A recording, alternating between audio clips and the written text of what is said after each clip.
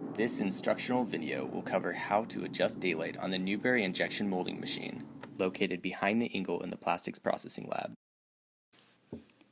If you are currently enrolled in ETech 333 and are experiencing issues presumed to be from daylight, please contact your lab TA or a student who has successfully completed the course for assistance.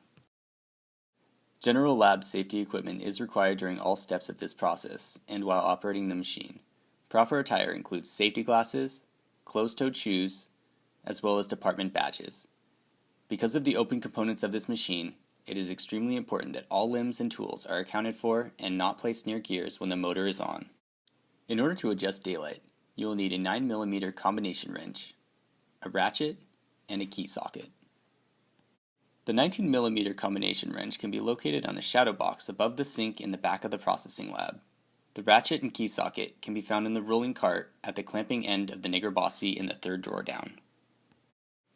The following steps will be used to adjust daylight on the Newburry: turning on the injection molding machine, determining the direction of daylight adjustment, positioning the mold depending on the adjustment needed, loosening the clamp retainers, using the key socket and ratchet to adjust the height of the mold, checking your adjustment, tightening clamp retainers, and putting tools away.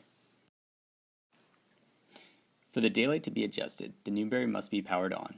This allows the motor to run the hydraulics which open and close the mold. Toggle the large power switch to the on position located on the control panel. Turn on the main water line by switching the valve into the open position. Next, press the motor start button on the controller. Step 2. Determining the direction of daylight adjustment. When running the injection molder or after changing a mold, it is common for the distance between the stationary and moving platen to change. This can result in a decrease in clamp force or excessive flash.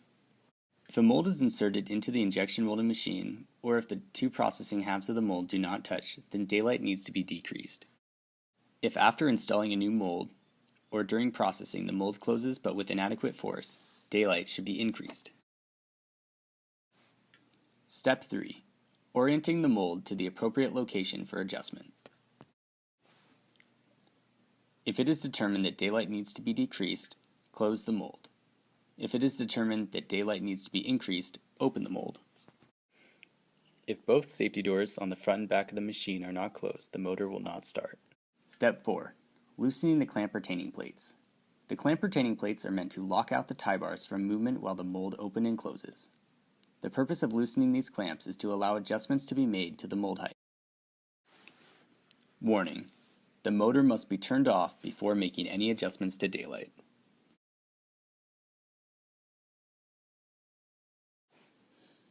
After locating the 4 clamp retainers, use a 19mm combination wrench to loosen the bolts and then use your hands to tighten them back into place. This will allow for rotation of the tie bar. Ensure that the retainer clamps are aligned and secure in the slots on the tie bars. If the retainer clamps are not securely in place, they can fall out during operation of the clamping unit. If the clamps do fall off or become misaligned during the operation of the machine, remove the bolt and clamp and return the platen to the open position. This will ensure that the clamp does not interfere with the operation of the mold opening. Step 5. Use the key socket and ratchet to adjust daylight. To move the platen back and forth, the key socket and ratchet must be used. The key socket is placed into the drive gear and rotated with the ratchet to increase or decrease daylight of the machine. Locate the drive gear and insert the key socket. To increase daylight, ensure that the mold is in the open position. Rotate the key socket and ratchet counterclockwise to increase the daylight. For the clamping linkages to lock out, increase the daylight so that the mold cavities do not touch if the mold was closed. To decrease daylight, rotate the ratchet clockwise. This will decrease the distance between the platens. Counterclockwise will increase the daylight.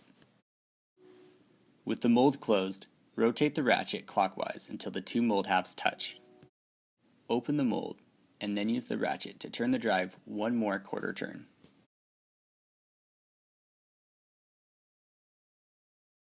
Warning: while the platen is being moved, hands and other tools should be kept away from the back of the machine.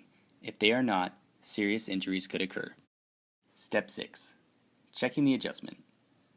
Once the platen has been moved, daylight can be examined by closing the mold to ensure that maximum clamp force has been achieved.